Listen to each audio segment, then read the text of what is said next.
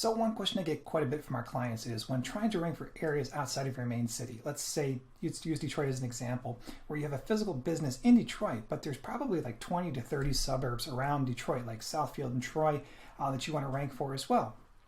How do you get your business to come up when someone does a search for those surrounding cities?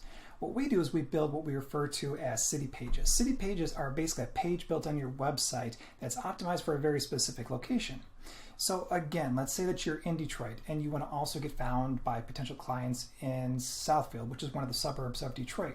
So what we would do is build a Southfield page on your website using long form content, which is generally like 2,500 plus words long, just depending on your competition and market.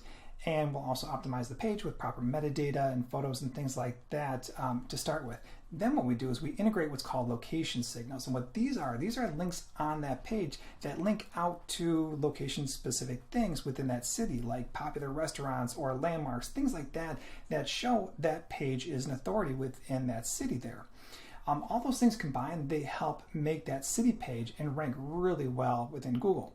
Now, when someone does a search located in one of those surrounding cities outside of your main area, your city page is probably going to be found pretty quickly, and you're going to get a lot of traffic and potential customers from that.